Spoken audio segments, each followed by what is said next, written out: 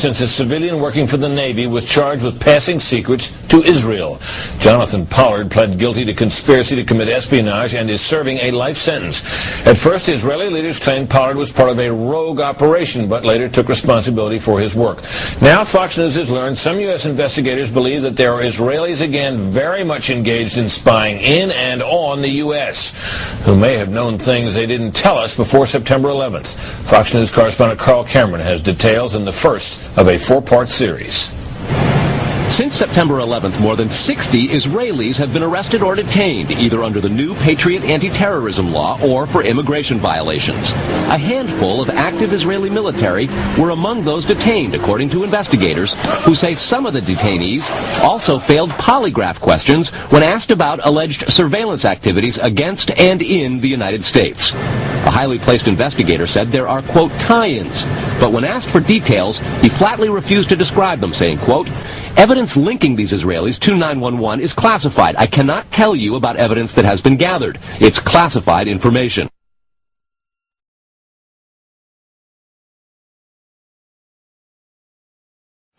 Fox News has learned that one group of Israelis, spotted in North Carolina recently, is suspected of keeping an apartment in California to spy on a group of Arabs who the United States is also investigating for links to terrorism. Numerous classified documents obtained by Fox News indicate that even prior to September 11th, as many as 140 other Israelis had been detained or arrested in a secretive and sprawling investigation into suspected espionage by Israelis in the United States. Investigators from numerous government agencies are part of a working group that's been compiling evidence since the mid-90s. These documents detail hundreds of incidents in cities and towns across the country that investigators say, quote, may well be an organized intelligence gathering activity. The first part of the investigation focuses on Israelis who say they are art students from the University of Jerusalem and Bezalel Academy. They repeatedly made contact with U.S. government personnel, the report says, by saying they wanted to sell cheap art or handiwork. Documents say they, quote, targeted and penetrated military bases, the DEA, FBI, and dozens of other government facilities, and even secret offices and unlisted private homes of law enforcement and intelligence personnel. The majority of those questioned, quote, stated they served in military intelligence, electronic surveillance intercept, and or explosive ordnance units. Explosive ordnance units. Explosive ordnance units. Another part of the investigation has resulted in the detention and arrests of dozens of Israelis at American Mall kiosks, where they've been selling toys called Puzzle Car and Zoomcopter.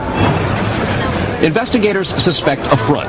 Shortly after the New York Times and Washington Post reported the Israeli detentions last month, the carts began vanishing. Zoomcopter's webpage says, we are aware of the situation caused by thousands of mall carts being closed at the last minute. This in no way reflects the quality of the toy or its saleability. The problem lies in the operator's business policies. Why would Israelis spy in and on the U.S.? A General Accounting Office investigation referred to Israel as Country A and said, quote, according to a U.S. intelligence agency, the government of Country A conducts the most aggressive espionage operation against the U.S. of any U.S. ally. A defense intelligence report said Israel has a voracious appetite for information and, quote, the Israelis are motivated by strong survival instincts which dictate every facet of their political and economic policies.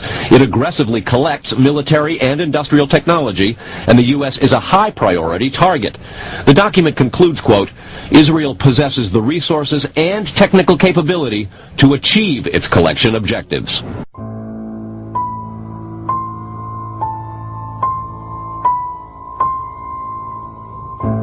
Evidence that Israelis had been forewarned several hours before the attack surfaced at an Israeli instant messaging service known as Autogo. This story, clear evidence of Israeli prior knowledge, was reported only briefly in the U.S. media and quickly forgotten. At least 2 Israeli-based employees of Autogo received warnings of an imminent attack in New York City more than 2 hours before the first plane hit the World Trade Center.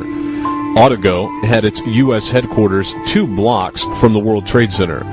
The Autogo employees, however, did not pass the warning on to the authorities in New York City, a move that could have saved thousands of lives. Autogo has a feature called people finder that allows users to seek out and contact others based on certain demographics, such as Israeli nationality.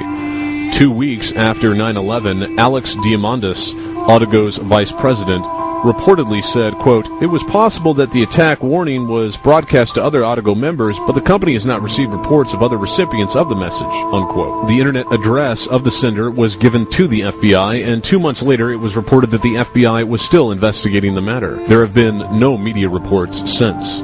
Autogo, like many Israeli software companies, is based and has its research and development, or R&D center, in Herzliya, Israel, a small town north of Tel Aviv, which happens to be where Mossad's headquarters are located. Shortly after 9/11, Autogo was taken over by Comverse Technology, another Israeli company. Within a year, 5 executives from Comverse were reported to have profited by more than $267 million from insider trading. Through Israeli venture capital investment funds, Mossad spawns and sponsors scores of software companies currently doing business in the United States. These Israeli-based companies are sponsored by Mossad funding sources such as Cedar Fund, Stage 1 Ventures, Veritas Venture Partners, and others. As one might expect, the portfolios of these Mossad-linked funding companies contain only Israeli-based companies, such as Autogo. The Israeli company Autogo provided 2 hours advance warning to people on a buddy list. In addition to the Autogo early warning, it is reported that the Tokyo branch of Goldman Sachs also released a memo on 10th September 2001 that warned its employees to steer clear of any American government building. Even if one believes that 19 hijackers, not from Iraq, Iran, or Afghanistan, but Saudi Arabia, were responsible for the events of September 11th, it would seem wise for us to at least hold the airport security responsible for letting those men board the planes. The airport security was handled by an Israeli company called ICTS. Ezra Harrell, a Jew, is the owner. The company is registered in the Netherlands and was employed at Charles de Gaulle Airport to screen passengers boarding U.S. planes. Most of its personnel are ex-Shin Bet officers. The company covers security at Boston's Logan Airport, where the American Airlines plane came down after flight attendants and passengers overpowered Richard Reed. You might recall Reed as the man with the shoe bomb. ICTS knew he was dangerous, but allowed him to board a flight from Tel Aviv to Paris. Well, did ICTS know that he was dangerous? Or is their security just that shoddy? ICTS's own website states that it sells services to every airport from which the hijacked planes on 9/11 operated, including security services, and this is sometimes done through wholly owned subsidiaries like Huntley USA Corporation. It has been suggested that the incredible feat of hijacking 4 aircraft without a single arrest at the gate would require the resources of a nation-state. This is even more true with the revelation that at least one gun had managed to board a hijacked plane. One company had automatic inside access to all of the airports from which hijacked planes departed on 9/11, and to the airports used by Richard Reed, the shoe bomber, an Israeli company, one that Mossad agents could easily find employment with without the management knowing who they were or what their purpose really was. As an additional note to ICTS's complicity, hours before the House version of the first so-called Patriot Act went to a vote, technical corrections, quote-unquote, were inserted into the body of the legislation whereby foreign security companies, such as ICTS International, would be immune from lawsuits related to the events of 9/11. Talk about not being available for deposition. This Patriot Act legislation sleight of hand occurred before the inception of the 9/11 Commission, when fearless leader George W. Bush was still resisting the very idea of an investigation into 9/11. Hence, in the face of an institutional cover-up,